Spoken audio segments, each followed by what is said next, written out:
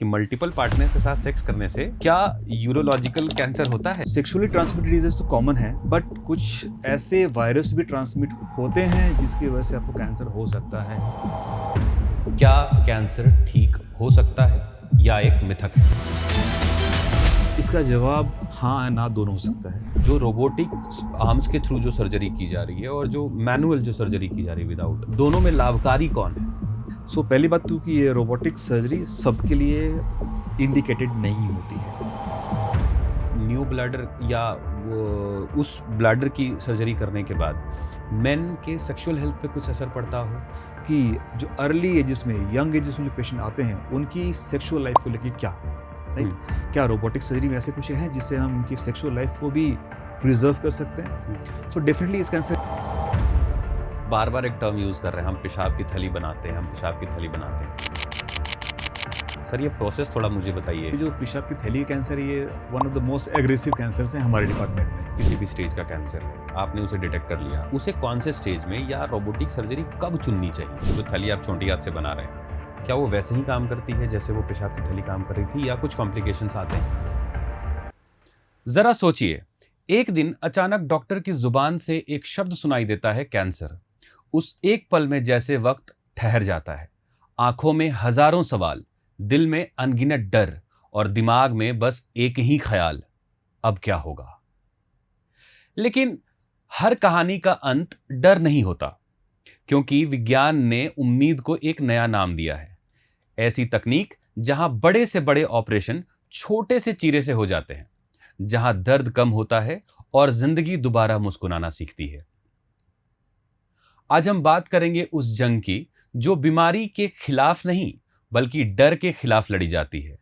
और इस सफर में हमारा साथ देंगे डॉक्टर अभय कुमार, जो हमें बताएंगे कि कैसे आधुनिक चिकित्सा और रोबोटिक सर्जरी बदल रही है इलाज की पूरी तस्वीर। तो स्वागत कीजिए डॉक्टर अभय कुमार जी का। स्वागत है सर आपका इस छोटे से और स्पेशल एपिसोड में। सर अपने बारे में कुछ बताइए। Thank you Vivek for inviting Prabhat Khabar के आपके शो में। मुझे बहुत खुशी हो रही है आपके शो में आके, बिकॉज़ मैं यहीं का हूँ। मैं यहीं झारखंड में ही एक गढ़वा ज़िले के छोटे से गांव में जन्म लिया हूँ और शुरुआती पढ़ाई लिखाई अपने गांव में ही की। उसके बाद ये रांची के सेंट जेवियर्स कॉलेज से मैंने +2 की पढ़ाई की। उसके बाद फिर मेडिकल एजुकेशन के लिए और हायर एजुकेशन के लिए भारत के डिफरेंट हिस्सों में घूमता रहा। और फिलहाल मैं अभी मणिपाल हॉस्पिटल के जो कोलकाता में यूनिट है वहाँ पे यूरोलॉजी और के कैंसर्स, जो euro oncology and robotic surgery के डिपार्टमेंट का हेड ऑफ डिपार्टमेंट हूँ। सर शुरुआत आपकी मैं आपके प्रोफाइल से करना चाहूँगा। जब आपके बारे में हमें पता चला कि आपका इंटरव्यू हमें लेना है, तो आपके प्रोफाइल में गो थ्रू करा था, उसमें यूरोलॉजी और यूरो ऑन्कोलॉजी और रोबोटिक सर्जरी लिखा हुआ है। थोड़ा आसान शब्दों में हमें बताइए है क्या? देखिए, बहुत ही अहम सवाल है ये कि डॉक्टर्स की जो डिग्रियां और जो डेजिग्नेशंस होते हैं इतने कंफ्यूजिंग हैं कि आम लोगों को पता ही नहीं होता है कि भाई ये फलने साहब किस चीज़ के डॉक्टर हैं, किसके पास जाना है। तो आपने आई थिंक बहुत ही सही सवाल किया, भाई आप हो क्या, करते क्या हो आप? तो ये MD, DM, MCH और DMS ये होता क्या है? सो देखिए, अपने जमाना था जहाँ पे एक ही डॉक्टर, आपके गांव के डॉक्टर सारे बीमारियों का इलाज करते थे। Exactly, हाँ। MBBS डॉक्टर सारा कुछ दिखता था।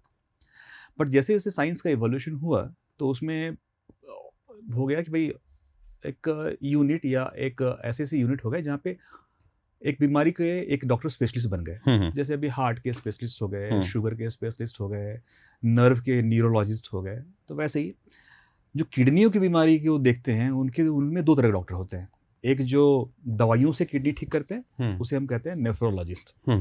और एक है जो ऑपरेशन करके किडनी के रिलेटेड जो प्रॉब्लम्स को ठीक करते हैं, उसे हम कहते हैं यूरोलॉजिस्ट। अच्छा। तो बेसिकली यूरोलॉजिस्ट मतलब किडनी के डॉक्टर जो ऑपरेशन करके ऐसे बीमारियों को ठीक करते हैं। अब जो नेक्स्ट डेजिग्नेशन में आता है यूरो ऑन्कोलॉजिस्ट। भाई यूरो ऑन्कोलॉजिस्ट क्या है? जो डॉक्टर जो अपनी मूत्र नली के सिस्टम हैं, जैसे कि किडनी है, पेशाब की थैली है, प्रोस्टेट है, पेशाब का रास्ता है, या फिर जो ग्रंथियां हैं, जो यौन ग्रंथियां हैं, उनसे रिलेटेड जो कैंसर्स होते हैं, जैसे किडनी कैंसर हो गए या प्रोस्टेट के कैंसर हो गए, पेशाब की थैली कैंसर हो गए या लिंग के कैंसर हैं, उसका जो इलाज करते हैं उन डॉक्टर्स को हम कहते हैं आज के ज़माने में यूरो ऑन्कोलॉजिस्ट। और बिकॉज़ मैं रोबोटिक सर्जरी से ये सारी बीमारियों को इलाज करता हूँ, इसलिए मैं एक रोबोटिक सर्जन हूँ। बहुत आसान भाषा में आपने हमें ये सारी चीज़ें बताई। तो आपने कैंसर कहा, यूरो ऑन्कोलॉजिस्ट जो मूत्र की नली से संबंधित कैंसर की चीज़ों को ठीक करते हैं। राइट। बहुत कॉमन सा सवाल एक है, क्या कैंसर ठीक हो सकता है या एक मिथक है? इसका जवाब हाँ, ना दोनों हो सकता है। डिपेंड करता है कि बीमारी किस स्टेज में पकड़ में आ रही है। और देखिए, सबसे इम्पोर्टेंट है कि कैंसर्स के नंबर्स तो बढ़ रहे हैं, इसलिए डर भी लोगों का बढ़ता है। आसपास बहुत सारे कैंसर्स केस देख लिए हमने। अब जो नेक्स्ट सवाल है, ये कैंसर का ठीक होगा या नहीं होगा, इसका एक ही आंसर मेरे लिए हाँ, अगर आपकी बीमारी अर्ली स्टेज में पकड़ में आती है। Cancer is curable if diagnose early. Okay.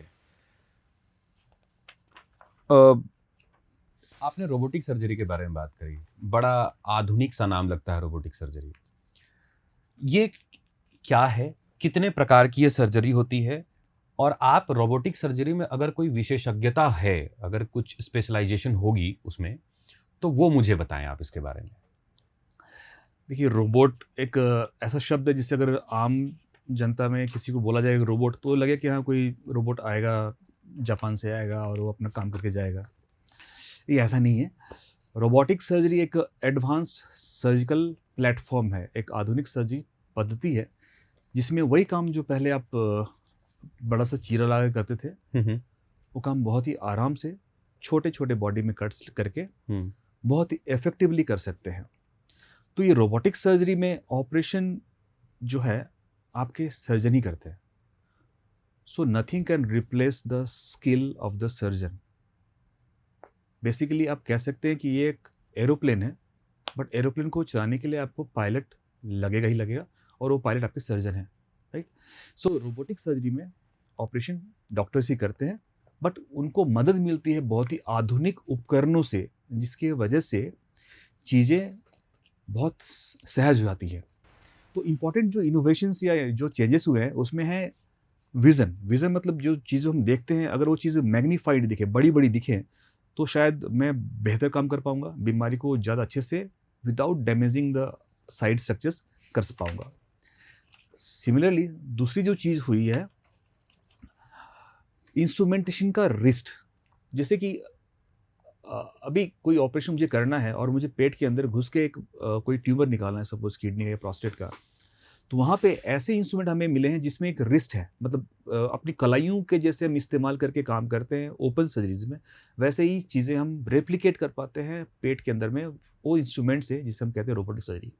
सो इस इनोवेशंस की वजह से सर्जरी बहुत ही आजकल सहज हो गई है। बहुत मतलब आपने बताया कि जापान से कोई रोबोट नहीं आएगा, उसको हम लोग कोड करके नहीं छोड़ देंगे और वो खुद से नहीं करेगा सर्जरी। ऐसा बहुत अच्छी बात है कि nothing can replace the skills, but क्या ये दर्दनाक है? मतलब लोगों को क्या रोबोटिक सर्जरी चुनना चाहिए? ये कितना दर्दनाक है? देखिए विवेक, अगर किसी को बोलो कि आपको ऑपरेशन करना पड़ेगा, तो उसके मन में पहला डर ये रहता है कि सर दर्द कितना होगा, क्या बहुत खून बहेगा, क्या बहुत दिन तक मुझे बेड पे लेटे रहना पड़ेगा, क्या बहुत बड़ा कट होगा, बहुत बड़ा चीरा लगेगा, घाव सूखने में बहुत दर्द होगा। एक और सवाल रहता है लोगों का कि क्या कीमो कितना दिन चलेगा, ये भी थोड़ा एक बार। राइट। उसके बाद में, ऑपरेशन के बाद में क्या बीमारी ठीक हो जाएगी या कुछ और आगे ट्रीटमेंट करना पड़ेगा? एग्जैक्टली, हाँ हाँ। तो ये सारे सवाल रहते हैं, पर सबसे इंपॉर्टेंट होता है डर दर्द का, राइट। तो देखिए आज मेडिकल साइंस और जो उसमें एनेस्थीसिया है, जो पेन जो मेडिसिन होती हैं, वो सब इतनी इवॉल्व हो गए हैं कि अभी हम कह सकते हैं ये जीरो तो नहीं बोलूँगा, but painless, near painless surgeries है। सो जो पहले ऑपरेशन के पहले लोगों को बेहोश किया जाता है, हम बेहोशी के साथ में कुछ पेन मेडिसिन की दिया जाता है, जिसकी वजह से ऑपरेशन के दौरान या ऑपरेशन के बाद में दर्द बिल्कुल कम हो जाए। उसके बाद जो चीरे लगने हैं वो तो बहुत ही छोटे छोटे की होल्स जैसे कि ताला के अंदर जैसे चाबी डालते हैं आप, वैसे की होल्स बोलते हैं उसे, की होल्स जैसे छोटे छोटे बॉडी में अपने ओपनिंग करते हैं, उसके थ्रू अपने इंस्ट्रूमेंट्स पास करते हैं। सो पेन बहुत कम हो जाता है। पेन उसके बाद में जो ब्लड लॉस, खून बहने का डर रहता है, तो ये इंस्ट्रूमेंट्स इतने रिफाइंड हैं, विजन इतनी हमारी अच्छी रहती है कि ब्लड लॉस बहुत ही कम होता है। उसके बाद में नेक्स्ट होता है कि मैं कब रिकवर होकर अपने काम पे वापस जा पाऊंगा। देखिए, कोई अगर पेशेंट या इंसान बीमार पड़ता है, सो उसके मन में 2-3 ख्याल रहते हैं। एक कि मैं ठीक होऊंगा नहीं होऊंगा, दूसरा खर्चा कितना पड़ेगा, तीसरा मैं अपने काम पे वापस कब जा पाऊंगा। सो ठीक होना नहीं होना तो बीमारी के स्टेज पे डिपेंड करता है, बट ऑफ कोर्स अगर अच्छी अर्ली स्टेज में डायग्नोस हुई है एंड आपके पास में एक्सपर्ट्स डॉक्टर्स हैं और जहाँ पे सारी फैसिलिटीज अवेलेबल हैं, तो बीमारी का इफेक्टिवली ट्रीट किया जा सकता है। Second, recovery to return to normal life is very fast. मोटा मोटी जैसे कि अगर मैं किडनी का ऑपरेशन करता हूँ तो पेशेंट नेक्स्ट डे घर चला जाता है। 7वें दिन जो भी छोटे मोटे स्टिच लगे वो काट के 7वें दिन पेशेंट अपने काम पे वापस चला जाता है। एक वाकया बताऊंगा, एक मरीज था जिसका हमने एक एड्रिनल ग्लैंड का ट्यूमर हमने ऑपरेट किया। आज भी पेशेंट 4 साल बाद मेरे पास जब ओपीडी में आता है तो मुझे बोलता सर मैं वही पेशेंट हूँ जो ऑपरेशन के नेक्स्ट डे अपनी गाड़ी चला के घर गया था। तो नेक्स्ट डे अपनी गाड़ी खुद ड्राइव करके वो पेशेंट घर गया था। वाह। तो आपने कवर ये बताया हमें कि रोबोटिक सर्जरी बहुत कम पेनलेस है और बहुत आराम से किया जाने वाला ये सारी चीज़ें हैं। नेक्स्ट जो चीज़ें लोगों के मन में आती हैं कि जो रोबोटिक आर्म्स के थ्रू जो सर्जरी की जा रही है और जो मैनुअल जो सर्जरी की जा रही है विदाउट, दोनों में लाभकारी कौन है? मतलब अगर जाना जाए तो बेनिफिशियल लेवल पे अगर देखा जाए तो किसको लोगों को चुनना चाहिए? सो एक लेडी आई अराउंड 60s में होंगी, उनको मैंने बोला कि आपका ऑपरेशन है ट्यूमर का जो मुझे रोबोटिक्स से करना चाहूँगा। उन्होंने बोला नहीं नहीं साहब, डॉक्टर साहब मुझे आपसे ही ऑपरेशन कराना है, अपने हाथों से ही ऑपरेशन करेंगे आप, मुझे रोबोट से ऑपरेशन नहीं करवाना है। जी जी। तो उनको बैठ के मुझे समझाना पड़ा रोबोट फायदे दोनों के लिए, सर्जन के लिए भी फायदे हैं, पेशेंट के लिए फायदे हैं। सर्जन को फायदा कैसे है? बिकॉज जैसे कोई कॉम्प्लेक्स जटिल सा ऑपरेशन में कर रहा हूँ जहाँ मुझे 7-8 घंटे लगने वाले हैं, जैसे मैं कैंसर केसेस में लगते हैं मुझे, तो अगर मैं बेड साइड खड़ा होकर अगर ऐसे ऑपरेशन कर रहा हूँ तो शायद मैं थक जाऊंगा, 7-8 घंटे खड़ा नहीं हो पाऊंगा। वही काम अगर मैं बैठ के जिस तरह से बैठा हूँ अभी चेयर में बैठ के कर रहा हूँ, बीच में मैं शायद थोड़ा ब्रेक भी ले सकता हूँ, तो शायद वो काम मैं ज़्यादा अच्छे से कर पाऊंगा, अपनी ज़्यादा उसमें मैं अपना क्या बोलता हूँ उसको डीप मतलब कंसंट्रेशन दे पाऊंगा वहाँ पे, और मैं भी शायद एक बेटर रिजल्ट लेके आ पाऊंगा। तो मेरे लिए अच्छा है। सेकेंड, जो ओपन सर्जरी जो अपने आंखों से जो चीज़ मुझे दिख रही है, अगर मुझे कोई लेंस लगा दे और कह दे कि आपको ये 4 गुना बड़ी दिखेगी, तो शायद मेरे लिए काम करना और आसान हो जाए। साथ में अगर मेरे हाथों में ऐसा कुछ सामान दे दिया जाए कि सर इससे आप वो ब्लीडिंग हो रही है आप वो बहुत अच्छे से बंद कर सकते हो, जो आप नॉर्मल अपने हाथों से ठीक से न कर पाओ, या हमारे दोनों हाथ में कुछ ऐसे इंस्ट्रूमेंट दे दिए जिससे आप वो ब्लीडिंग बंद कर सकते हो, तो मेरा ब्लीडिंग या खून का बहने का चांस ऑपरेशन में बहुत ही कम हो जाता है। थर्ड, जैसे कि कोई ऑपरेशन बॉडी के ऐसे हिस्से में जहाँ पहुँच पाना बहुत डिफिकल्ट है, जैसे कि पेल्विस है, जैसे प्रोस्टेट जो ग्लैंड है, या इवन गायनेकोलॉजिकल में जो प्रॉब्लम होती है यूट्रस वगैरह की, तो पेल्विस में पहुंचना बहुत ही मुश्किल है। तो बॉडी पे हमने चीरा तो लगा लिया लेकिन वहां पे पहुंचना तो भी डिफिकल्ट होता है। ऐसे केसेस में रोबोट जो है इंस्ट्रूमेंट है हमारे आराम से बिल्कुल पेल्विस में पहुंच सकते हैं, तो मेरा काम बहुत आसान हो जाता है वहां पे पहुंचना। Access to the organ becomes very easy for me, right. और वहां पहुंच के भी अगर मेरे पास में ऐसे इंस्ट्रूमेंट है जो बिल्कुल मेरी कलाइयों के जैसे घूम सकते हैं अंदर के उस जगह पे, तो मेरा काम और आसान हो जाता है। So it's very useful for me to do the same surgery in a much better way. Patient के लिए वैसे ही, जैसे कि अगर मान लीजिए कन्वेंशनल सर्जरी में मुझे अगर प्रोस्टेट का ऑपरेशन करना है तो पेट में एक बड़ा सा कट करना पड़ेगा, चीरा लगाना पड़ेगा।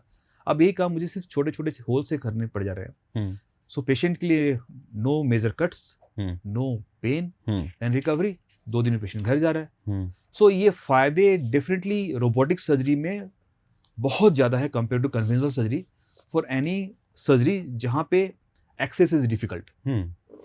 आपने बातों बातों में कहा कि 7-8 घंटे मुझे लग जाते हैं सर्जरी में। आउट ऑफ क्यूरियोसिटी, थोड़ा कोई नॉर्मल क्वेश्चन से हट के बात कर रहा हूँ आपसे, कि जब आप ऑपरेशन थिएटर में घुसते हैं, स्क्रब कहते हैं ना, जब वो स्क्रबिंग होने के बाद सर क्या होता है मॉल, क्या लग जाता है 7-8 घंटे में एक कैंसर पेशेंट को ऑपरेट करने में?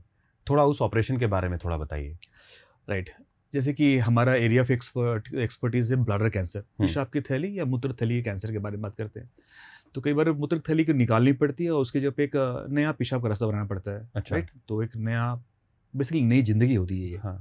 तो ये जो नया पेशाब का रास्ता बनाते हैं, नई थैली बनाते हैं, उसे हम कहते हैं नियो ब्लैडर। अच्छा।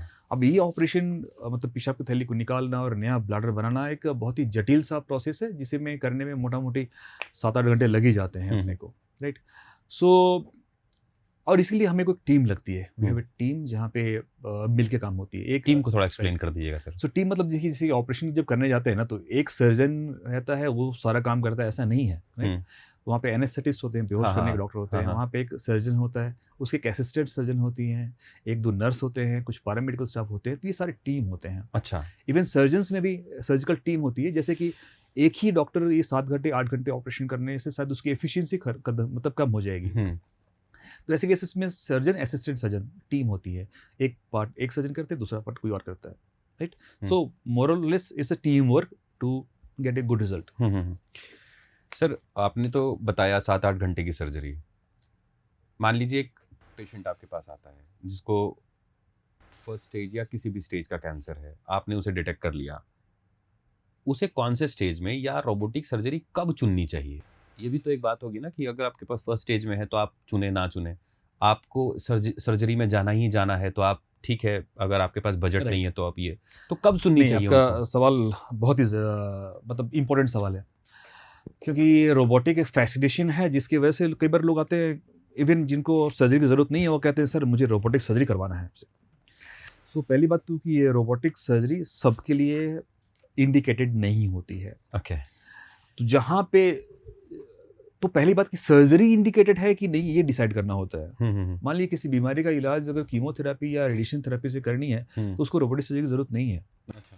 सो फर्स्ट सर्जरी इंडिकेटेड है या नहीं है, ये डिसाइड करना होता है। मान लीजिए किसी बीमारी का सर्जरी इंडिकेटेड है, देन वी डिसाइड क्या ये हम मिनिमली इन्वेजिव तरीके से कर सकते हैं, क्या इसको मेजर कट्स किए बिना कर सकते हैं क्या। अगर उसका आंसर यस होता है, देन ओनली बोलते हैं आप रोबोटिक सर्जरी करा सकते हैं। ओके। अगर मान लीजिए कि आपके पास कोई आता है, मतलब सर भारत में बहुत लोग फैसिनेशन के तौर पे ही चले जाते हैं, क्या ऐसा कोई इंसान जिसको ज़रूरत नहीं है रोबोटिक सर्जरी की, कभी आपको आपके ओपीडी में कोई आया हो, आपने डिटेक्ट किया हो और उसने पूरा फोर्स किया नहीं सर कुछ और नहीं, रोबोटिक सर्जरी ही करवाना, ऐसे कुछ पेशेंट्स आपके पास आते हैं? बिल्कुल आते हैं। सो ये रोबोटिक सर्जरी की बात ही नहीं करते, जैसे कि मैं लेजर से डील करता हूँ एंड बहुत सारे नए मतलब इनोवेटिव सर्जरीज है जिसको मैं करता हूँ।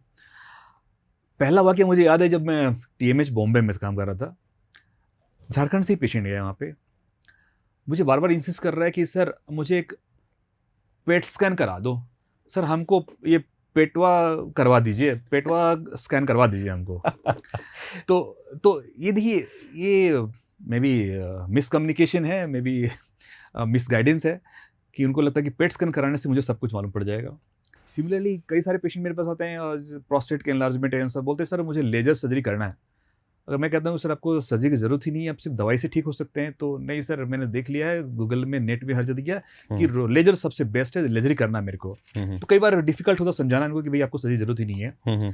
सिमिलरली अभी रोबोटिक्स को लेकर इतना बज़ है कि आते हैं लोग, कहते हैं कि सर मुझे आपके रोबोटिक सर्जरी ही करना है, हालांकि इंडिकेशंस नहीं होते हैं, उनको बोलते हैं ये शायद आपको ऑपरेशन की ज़रूरत ही नहीं है, ये आपको सिंपल दवाई से या कीमोथेरेपी से चल सकता है। खासकर प्रोस्टेट कैंसर्स के पेशेंट्स जो मैं देखता हूँ, तो प्रोस्टेट कैंसर में रोबोटिक का बहुत ही अहम रोल है। जैसे मैं कह रहा था कि world wide 90% of prostate cancers are treated by robotic surgery, अगर वो ऑपरेबल है, अगर इंडिकेशन है सर्जरी के तभी करते हैं। बट अभी एडवांस कैंसर्स के भी लोग मेरे पास आते हैं, कहते हैं कि सर ये मुझे रोबोटिक सर्जरी कर दो, मेरा प्रोस्टेट कैंसर ठीक कर दो। सो ये कहना चाहूँगा, जिस स्टेज में, जिस बीमारी के टाइप में सर्जरी इंडिकेटेड फर्स्ट थिंग, वहीं पे रोबोटिक सर्जरी करना उचित है, अदरवाइज इसका कोई रोल नहीं है। आपने ये तो बहुत अच्छे से बताया कि लोग जाते हैं और बहुत पेटवा स्कैन करा दो, ये तो नॉर्मल सी चीज़ है। आपने हालांकि मेरे अगले सवाल का जवाब तो अपने पिछले आंसर्स में दे दिए हैं, फिर भी मैं एक बार इस सवाल पे जोर इसलिए डालना चाह रहा हूँ कि जो एवरेज लेंथ ऑफ स्टे होता है रोबोटिक सर्जरी में, एक पेशेंट के लिए कितना होता है? क्या ये अलग अलग पेशेंट्स के ऊपर, अलग अलग कंडीशंस के ऊपर डिपेंड करता है, या सारे पेशेंट जिनकी कैंसर की सर्जरी होनी है सबके ऊपर ये लागू एक साथ होता है? नहीं, एक बहुत ही कॉमन सा ये सीन है। देखिए, सारे सर्जरीज़ एक जैसे नहीं होते हैं। अ, वैसे ही रोबोटिक सर्जरीज़ सारे एक जैसे नहीं होते हैं। कुछ सिंपल रोबोटिक सर्जरी है, कुछ कॉम्प्लेक्स है। सो ये लेंथ ऑफ स्टे, मतलब कितने दिन तक हॉस्पिटल में रहना पड़ेगा, ये डिपेंड करता है आपका complexity of the surgery. Surgery कितना कॉम्प्लेक्स है, उस पे डिपेंड करता है। जैसे कि अगर मान लीजिए कोई किडनी का ऑपरेशन कर रहा हूँ, किडनी का कोई ट्यूमर है जिसका मैंने पार्शियल नेफ्रेक्टोमी की है, तो पेशेंट यूजुअली 2 दिन हॉस्पिटल में रहता है, थर्ड डे यूजुअली घर चला जाता है। सिंपली जैसे कि सिमिलरली अगर मैंने कोई प्रोस्टेट कैंसर का ऑपरेशन किया, प्रोस्टेट कैंसर पेशेंट है, इनका हमने रोबोटिक प्रोस्टेट सर्जरी की है, तो भी यूजुअली 2 दिन हॉस्पिटल में रहते हैं, थर्ड डे यूजुअली घर चले आते हैं। बट वहीं पे अगर मान लीजिए मैंने ब्लैडर कैंसर ऑपरेशन किया, पेशाब की थैली का ऑपरेशन किया, पेशाब की थैली बाहर निकाल दी और वहाँ पे नया ब्लैडर बना के दिया है, तो इसमें रिकवरी में बहुत टाइम लगता है। बिकॉज इंटेस्टाइन कट किया हमने, इंटेस्टाइन से नया पेशाब की थैली बनाया, उसमें नॉर्मल पेशाब के रास्ते को ज्वाइन किया है। सो इसमें कॉम्प्लिकेशंस के रिस्क थोड़े रहते हैं, इसलिए रिकवरी लंबी लगती है। तो यूजुअली ये पेशेंट हमारे हॉस्पिटल में 7 से 8 दिन रहते हैं, 8वें 9वें दिन या 10वें दिन घर जाते हैं। आप बार बार एक टर्म यूज़ कर रहे हैं, हम पेशाब की थैली बनाते हैं, हम पेशाब की थैली बनाते हैं। सर ये प्रोसेस थोड़ा मुझे बताइए। ये मुझे लग रहा है कि एक नया अंग बनाने के समान ये मुझे साउंड कर रहा है। इस प्रोसेस को थोड़ा एक्सप्लेन कर दें। देव जी, पेशाब की थैली या जो ब्लैडर कैंसर मतलब है, मेरा कहने का मतलब है कि क्या किसी खास तरह के मटेरियल से ये बनता है कि Right. आप कैसे इसको बताता ये हूँ मैं। करते हैं? सो जो पेशाब की थैली कैंसर, ये one of the most aggressive cancers हैं हमारे डिपार्टमेंट में, जो अच्छा। यूरो ऑन्कोलॉजी डिपार्टमेंट में, जिसमें kidney cancer, prostate cancer, testicular cancer या पेनाइल कैंसर देखता हूँ, तो उसमें सबसे एग्रेसिव मुझे ये ब्लैडर कैंसर दिखते हैं। तो ब्लैडर कैंसर पे जो पेशेंट्स हैं, कुछ हद तक सिर्फ दूरबीन से पेशाब की थैली के अंदर से एक छोटा सा एंडोस्कोपिक सर्जरी करके ही ठीक हो जाते हैं। बट कई सारे पेशेंट्स से पेशाब की थैली को निकालनी पड़ती है, बिकॉज ये बीमारी बहुत एग्रेसिव होती है। तो अब जब पेशाब की थैली निकाल दी, तो अब इंसान पेशाब कैसे करेगा? कुछ तो सब्स्टिट्यूट करना पड़ेगा। तो ट्रेडिशनली, कन्वेंशनली पहले करते क्या थे कि पेशाब की थैली का एक बैग लगा देते थे, यहाँ पे पेट के ऊपर में एक प्लास्टिक का बैग लगता था, जिसमें पेशाब जमा होता था, फिर वो हर 4 घंटे 5 घंटे पेशेंट खाली कर दिया था। तो एक नेगेटिव सा बॉडी इमेज कि मेरे बॉडी पे एक प्लास्टिक का बैग लगा हुआ है, पेशाब यहाँ जमा हो रहा है, एक लाइफ को थोड़ा सा विचलित करने वाला स्थिति बनती थी। तो इसी का ऑल्टरनेटिव है एक नियो ब्लैडर। नियो ब्लैडर मतलब एक आर्टिफिशियल ब्लैडर बनाते हैं। तो ये आर्टिफिशियल ब्लैडर बनाने के लिए हमने कहीं बाहर से कुछ सामान लाते नहीं है, पेशेंट के अपने ही इंटेस्टाइन, उनकी जो खाद्य नली है, जो इंटेस्टाइन बोलते हैं, छोटी आंत कहते हैं जिसे, उस छोटी आंत को ही का एक टुकड़ा लेके उसे हम एक पेशाब की थैली जैसा आकार देते हैं। अच्छा। उसी पेशाब की थैली का आकार जैसे देने के बाद में वो किडनी के जो दोनों पाइप्स आ रही हैं, यूरेटर कहते हैं, यूरेटर को दोनों को ज्वाइन कर दिया। ओके। फिर एक हिस्से को नॉर्मल पेशाब के रास्ते जो यूरेथ्रा है वहाँ पे ज्वाइन कर दिया हमने। सो एक नॉर्मल सा स्ट्रक्चर, पेशाब की थैली जैसा दिखने वाला स्ट्रक्चर, पेशेंट के अपनी ही छोटी आंत से बना के उस जगह पे बिठा देते हैं, और इसको हम कहते हैं नियो ब्लैडर। एंड बहुत प्राउड फील करता हूँ बोलते हैं कि ईस्टर्न इंडिया में हमारा सेंटर जो है कोलकाता का Manipal hospital, that's the highest volume centre doing this surgery regularly. And इसके रिजल्ट्स बहुत ही अच्छे होते हैं, जो हमने हमारे एक्सपीरियंस में देखे पिछले 10 सालों में, बहुत ही अच्छे रिजल्ट्स के आते हैं।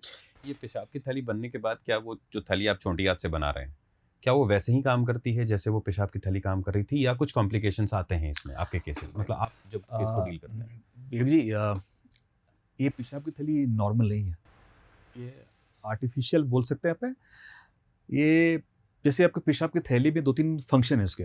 एक है कि जैसे पेशाब लगी तो आपको सेंसेशन होता है कि हाँ मुझे पेशाब लग रही है, तो ये सेंसेशन उसमें नहीं होती है। सेकंड, जब आप पेशाब करने जाते हो तो पेशाब की थैली कॉन्ट्रैक्ट करती है जिससे कि पेशाब बाहर निकलता है। अगेन ये फंक्शन इस थैली में नहीं है, राइट। थर्ड जो होता है कि जो पेशाब की थैली के नीचे एक स्फिंक्टर होता है जो पेशाब कंट्रोल करने में हेल्प करता है, राइट। जैसे अब पेशाब लगी आपको, आप रोक सकते हैं अभी, तो उसमें ये रोकने की क्षमता भी नहीं होती है। सो ये सब जो नहीं है, इस चीज़ों को हाँ में लाने के लिए एक लंबा सा रिहैबिलिटेशन प्रोग्राम होता है। सो ऑपरेशन करके वहीं ख़त्म नहीं होता प्रोग्राम। अच्छा। उसके बाद उनको ट्रेन करना पड़ता है कि कैसे आप समझोगे आपको पेशाब लगी है, राइट। क्या क्लूज मिलेंगे उनको कि लगे हाँ बाथरूम जाना चाहिए मुझे। वैसे ही बाथरूम गए तो स्वाभाविक तरीके से पेशाब तो नहीं होगी, तो कैसे करने से आपको पेशाब होगी वो भी उनको ट्रेन करना पड़ता है, राइट। सो ये सब ट्रेनिंग प्रोसेस होती है। थर्ड, जो यूरिन कंट्रोल नहीं होती है उसके लिए भी थोड़ा उनको रिहेबिलिटेशन, थोड़ा सा ट्रेनिंग प्रोग्राम करना पड़ता है, थोड़ा एक्सरसाइज करने पड़ते हैं। But over a period of time, मतलब ये ऑपरेशन से महीना, 2 महीना, 3 महीना के बाद में मोटा मोटी सारे पेशेंट्स सीख जाते हैं कि मेरा नया ब्लैडर कैसे बिहेव कर रहा है, मुझे दिन भर में कितना पानी पीना है, कितने बार मुझे बाथरूम जाना है, पेशाब करने के टाइम कौन से मसल को टाइट करना है, कौन से मसल को रिलैक्स करना है। सो ये ऑनगोइंग प्रोसेस है रिहेबिलिटेशन का, बट मोरलेस सारे patient they learn how to behave, because जैसे कहा ना, जिंदगी एक हमेशा एक लर्निंग प्रोसेस है और एक एडेप्टेशन है। जो जितना अच्छे से एडेप्ट करता है उसका लाइफ उतना ही स्मूथ होता है। ये अपने आप में एक लग रहा है कि एक नई क्रिएशन के चीज समान आपने चीज़ें बताई हैं। रोबोटिक सर्जरी में ही अगर हम बात करें, क्योंकि पूरा सब्जेक्ट हमारे robotic euro oncologist and robotic surgery के ऊपर चल रहा है, तो क्या रोबोटिक सर्जरी में भी कोई ऐसी कोई रोबोटिक सर्जरी है जो सबसे कम दर्द, अच्छी इफिशियंसी, ऐसा कुछ है रोबोटिक सर्जरी में? देखिए, रोबोटिक सर्जरी अभी ऑलमोस्ट पेट के जितने ऑर्गन्स हैं उसमें सब जगह पे यूज़ हो रहे हैं, लाइक जीआई सर्जरीज, जिसमें अभी तो गॉल ब्लैडर हर्निया ऑपरेशन भी लोग कर रहे हैं इससे, हैं। बाकी कोलोरेक्टल कैंसर्स के में ऑपरेशन हो रहे हैं। सिमिलरली गायनेकोलॉजिकल जो बीमारियां थी, जो जैसे यूट्राइन कैंसर्स हो गए, फाइब्रॉयड हो गए, इसका भी ऑपरेशन अभी रोबोट से लोग करते हैं। साथ में यूरोलॉजिकल प्रॉब्लम जैसे किडनी का हो गया, किडनी का रिकन्स्ट्रक्शन, जैसे बच्चों में कुछ प्रॉब्लम होती है जिसमें पेशाब ठीक से उतरता नहीं है पेशाब नली में, उसका ऑपरेशन, प्रोस्टेट कैंसर का ऑपरेशन, ये सब अभी कॉमनली रोबोटिक सर्जरी से हो रहे हैं। सो जो सिंपल ऑपरेशन है डेफिनेटली उसके मतलब रिकवरी बहुत ही सिंपल होती है। जैसे अगर मान लीजिए आपने रोबोट से गॉल ब्लैडर ऑपरेशन किया है तो सेम डे रिकवरी है। गॉल ब्लैडर, अब सपोज आपने रोबोट से यूट्रस का सिंपल हिस्टेक्टमी किया है तो ऑलमोस्ट सेम डे इवनिंग या next day early morning patient छुट्टी हो जाती है। So recovery depends on the type of organ that is getting operated, not on the platform. Okay, so जितना सिंपल सर्जरी उतना सिंपल रिकवरी। एक मेरे मन में एक सवाल आ रहा था, आप इसके पहले वाले सवाल पे हम चलते हैं। वहाँ पे आप मुझे पूरी बात बता रहे थे कि कैसे आप न्यू ब्लैडर का निर्माण करते हैं रोबोटिक सर्जरी वगैरह में। क्या इसमें कहीं पे कुछ है ऐसा कि न्यू ब्लैडर या वो उस ब्लैडर की सर्जरी करने के बाद मेन के सेक्सुअल हेल्थ पे कुछ असर पड़ता हो, या वो पहले की तरह? मान लीजिए बहुत सारे लोग ऐसे भी होते होंगे ना जिनको ये चीज़ें अर्ली बिफोर मैरिज डिटेक्ट हो गई, आफ्टर मैरिज अगर वो हो गया तो फिर तो वो चीज़ें। राइट। देखिए, मेरा ब्रांच ही ऐसा है जिसमें कि लाइफ एंड सेक्सुअल लाइफ दोनों को डील करना पड़ता है मुझे।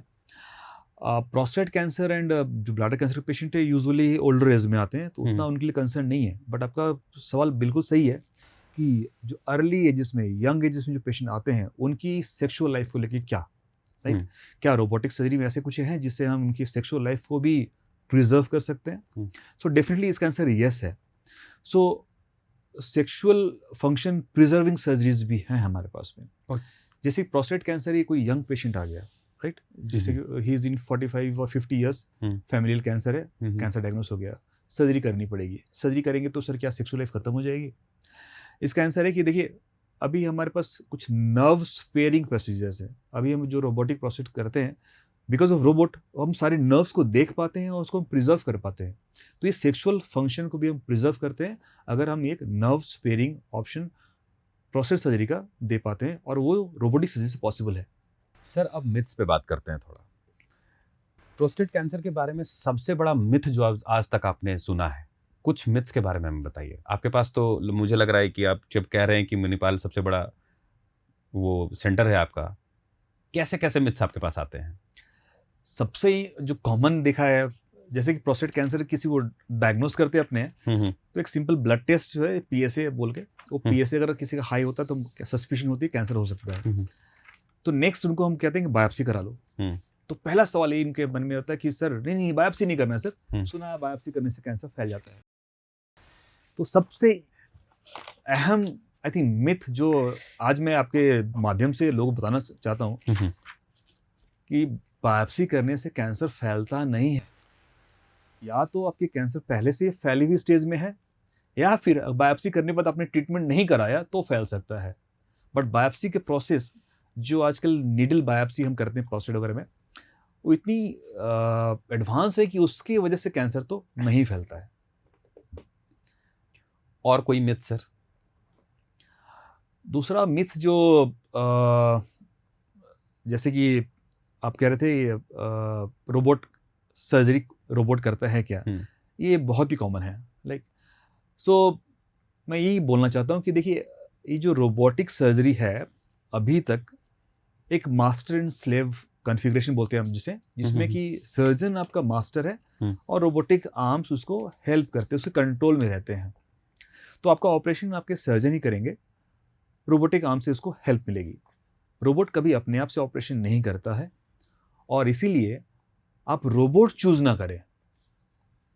आप ये ना पूछे कि सर आपके पास कौन सा रोबोट है, आप चूज करें अपने सर्जन को कि मेरा ऑपरेशन कौन से डॉक्टर साहब करेंगे, उनकी क्वालिफिकेशन कितनी है, उनके पास एक्सपीरियंस कितना है, उन्होंने ये ऑपरेशन कितने किए हैं पहले, उनके आज तक के रिजल्ट्स कैसे हैं, इसका पता रखिए। एक चीज़ यहाँ पे मैं आपसे और पूछना चाहूँगा सर कि जब बिहार झारखंड से लोग कलकत्ता, वेल्लोर, बैंगलोर, दिल्ली जाते हैं तो उनकी हिम्मत नहीं हो पाती है पूछने की डॉक्टर साहब कितना आप ऑपरेशन किए हैं या डॉक्टर साहब की क्वालिफिकेशन क्या है। डॉक्टर साहब जो मिल गए, हुजूर ठीक है आप मेरा ऑपरेशन कर दीजिए। क्या एक पेशेंट के लिए अपने डॉक्टर का क्वालिफिकेशन जानना इस केस में कितना ज़रूरी होता है? देखिए, ये बहुत ही इम्पॉर्टेंट है और आज के ज़माने में बहुत ही पर्टिनेंट है, बिकॉज अभी इंफॉर्मेशन जितना है मिस इन्फॉर्मेशन उतना ही ज़्यादा है। आप अगर एरोप्लेन में फ्लाई कर रहे हो, आप कभी शायद पूछते भी नहीं हो कि पायलट का क्वालिफिकेशन कितना है, कौन पायलट चला रहा है उड़ान, कौन से ड्राइव कर रहा है। बट जब हॉस्पिटल जाए तो ज़रूर पता करें आपके डॉक्टर की क्वालिफिकेशन कैसी है और डॉक्टर साहब ने कितने एक्सपीरियंस्ड है। और अभी देखिए, ट्रांसपेरेंसी का ज़माना है, एवरीथिंग इज ट्रांसपेरेंट। इवन जो अपने मेडिकल काउंसिल कहती है कि अपना सर्टिफिकेट एंड आपकी चार्जेस आपको तो डिस्प्ले करने ही हैं, राइट। और अभी जो जैसे आप सपोज मणिपाल हॉस्पिटल जा रहे हैं, तो आप मणिपाल हॉस्पिटल जाएंगे, अगर मेरा प्रोफाइल खुले तो सब कुछ दिख जाएगा आपको कि भाई मैंने कब कहाँ से कितने साल में कब क्या पढ़ाई की है, आज तक कितने सारे ऑपरेशन मैंने किए हैं, मेरे नाम पे अभी कुछ लिटरेचर वगैरह है जिसमें मैं कुछ पब्लिश किया है क्या, कि भाई मेरे इतने सारे मरीज हमने जो ऑपरेट किए उसमें रिजल्ट कैसे आ रहे हैं। So everything is transparent. आपको बस सही जगह पे जाके ढूंढने की जरूरत है और ज़रूर ढूंढें, ज़रूर पता करें कि आपका इलाज कौन कर रहा है, ये बहुत ही ज़रूरी है।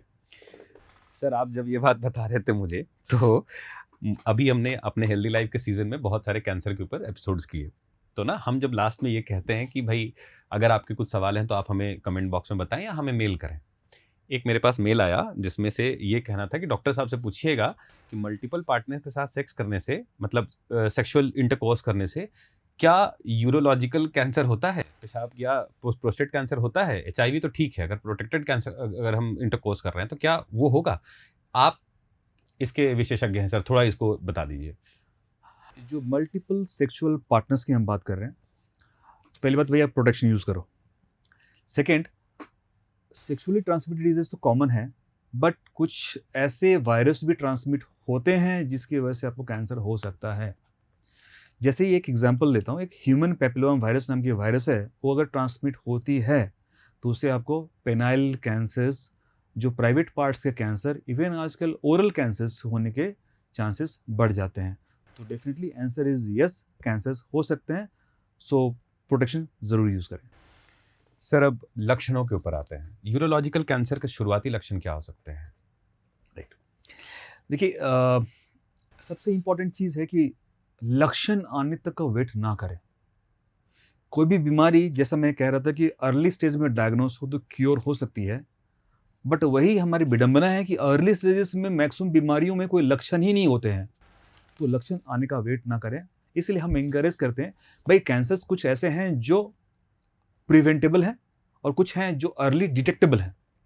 प्रिवेंट कैसे कर सकते हैं? जैसे safe sexual practices, human papilloma virus से बच सकते हैं, cervical cancer, penile cancer, oral cancer infect से बच सकते हैं आप। प्रिवेंशन कैसे? जैसे कि आप सिगरेट, गुटखा, खैनी, तंबाकू अगर बंद कर दें, बहुत सारे cancers including bladder cancer, kidney cancer से बच सकते हैं। अर्ली डिटेक्टेबल कैंसर्स जो हैं उसमें जैसे कि यूरोलॉजिकल कैंसर में अगर अपनी बात करूं तो किडनी के छोटे छोटे ट्यूमर्स, आज के ज़माने में maximum kidney tumours health checkup से डायग्नोस होते हैं। रूटीन हेल्थ चेकअप करने गए, अल्ट्रासाउंड कराया, छोटा ट्यूमर दिख गया। ये एक कॉमन सिनेरियो है और इस टाइम कोई सिम्टम्स होते ही नहीं है, तो सिम्टम्स आने का वेट ना करें, हेल्थ चेकअप कराएं।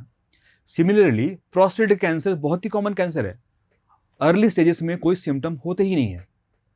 मैक्सिमम केसेस जो ट्रीटेबल है, क्यूरेबल हैं, अभी जो हम प्रोस्टेट कैंसर के डायग्नोज कर रहे हैं वो होते हैं PSA स्क्रीन डिटेक्टेड, मतलब उनका हमने हेल्थ चेकअप कराया, PSA नाम की जो ब्लड टेस्ट होती है वो बढ़ी हुई मिली, हमने आगे जांच कराया, मालूम पड़ा प्रोस्टेट में कैंसर है और वो कैंसर्स यूजुअली क्यूरेबल है। सो हेल्थ चेकअप कराएं, early cancers can be diagnose there and can be cured. जो शुरुआती लक्षण कहीं कहीं हो सकते हैं उसमें सबसे इंपॉर्टेंट है पेशाब में खून आना। अगर पेशाब के साथ में ब्लड गया है, इवन एक ड्रॉप भी ब्लड गया है, इवन एक बार भी गया है, जरूर चेक कराएं।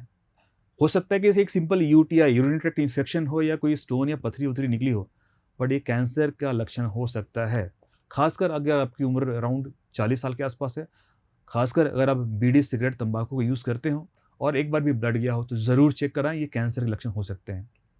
उसके साथ में अगर पेशाब के साथ में थोड़ी बहुत तकलीफ हो रही है, हल्का सा अगर लगता है कि पेशाब बार बार हो जाना पड़ता है, रात में बार बार उठना पड़ता है पेशाब के लिए, चेक कराएं। हो सकता है कि सिंपल डायबिटीज़ हो या प्रोस्टेट का कुछ एनलार्जमेंट हो, बट कैंसर भी हो सकता है। साथ में अगर आपको लगता है कि कुछ अनयूजुअल सा वेट लॉस हो रहा है, वजन कम होते जा रही है, भूख नहीं लगती है, बहुत सी अच्छा अनयूजुअल थकावट रहती है हमेशा, चेक कराएं, ये कैंसर के लक्षण हो सकते हैं। बहुत ही डिटेल में आपने बता दिए लक्षण। शायद जो लोग गुटखा, बीड़ी, तंबाकू, सिगरेट ले रहे हैं, थोड़ा अलर्ट रहिए और जांच में थोड़ा ये कीजिए। सर, यूरोलॉजिकल कैंसर के आपने शुरुआती लक्षण बताए और अब हम अपने इस सेशन के समापन की तरफ हैं। मुझे सिर्फ एक चीज़ ये बता दें आप कि क्या क्रिटिनिन जो होता है, जब हम नॉर्मल कराते हैं तो KFT नाम का एक टेस्ट होता है, उसमें क्रिटिनिन का बढ़ा होना भी क्या कैंसर का लक्षण है? कि क्रिएटिनिन एक किडनी फंक्शन का मार्कर है। तो ब्लड में क्रिएटिनिन का वैल्यू देख के हम जान सकते हैं कि भी किडनी खराब है या अच्छी है। बट इंपॉर्टेंट यहाँ पे मैं ये बोलना चाहूँगा आपको, कैंसर से अलग ही बात है, क्रिएटिनिन अगर नॉर्मल भी है तो आपकी किडनी सही है, नॉर्मल है, ऐसी बात नहीं है। क्या बात है? सो अगर मान लीजिए आपने किडनी किसी को डोनेट भी कर दिया तो भी आपका क्रिएटिनिन बढ़ता नहीं है। मतलब कि अगर आपका 50% किडनी फंक्शन भी लॉस हो गया तो भी क्रिएटिनिन नहीं बढ़ता है। तो जब तक kidney function 70 to 80% function deteriorate नहीं करता है, क्रिएटिनिन नहीं बढ़ता है। सो हेल्थ चेकअप कराएं। Creatinine is a good test but not a very good test to detect kidney disease. But एक बार क्रिएटिनिन बढ़ना चालू हो गया तो लगता है कि हाँ, ये किडनी तो खराब हो रही है। अब ये हो सकता है कि टेम्पररी खराब हुआ या परमानेंट खराब हो गया हो, राइट।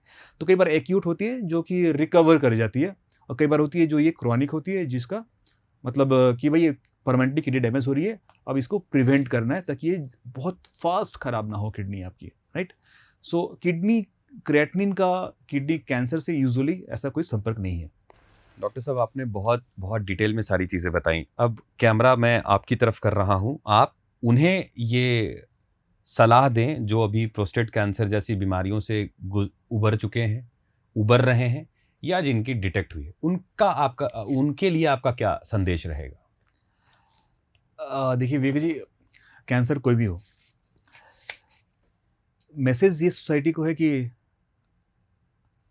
पहले एक ज़माना था जब लोगों को कोई गंभीर बीमारी दिखानी होती थी टीवी पे, सिनेमा में, तो लोग कैंसर दिखाते थे। जैसे कि आनंद वाली सिनेमा में आपने देखा, क्या हुआ था उसे? कैंसर। राजेश खन्ना को लिम्फोसार्कोमा ऑफ इंटेस्टाइन हुआ था। तो ये फेज बीच में आया। उसके पहले एक ज़माना था जब किसी को गंभीर बीमारी दिखानी होती थी तो लोग टीवी दिखाते थे। देवदास में दिखाया गया, टीवी है, खांस के मर गया बेचारा। अब वो ज़माना बदल गया है, तो इन्फेक्शियस डिजीज़, कैंसर, अभी किसी को कुछ खराब बीमारी दिखानी होती है तो लोग डिमेंशिया दिखाते हैं, अल्जाइमर्स दिखाते हैं, पार्किंसन दिखाते हैं। सिनेमा में आप देख रहे हो ये। तो ये सिनेमा हमारा समाज का आईना है और आईना बिल्कुल सही दिखा रहा है।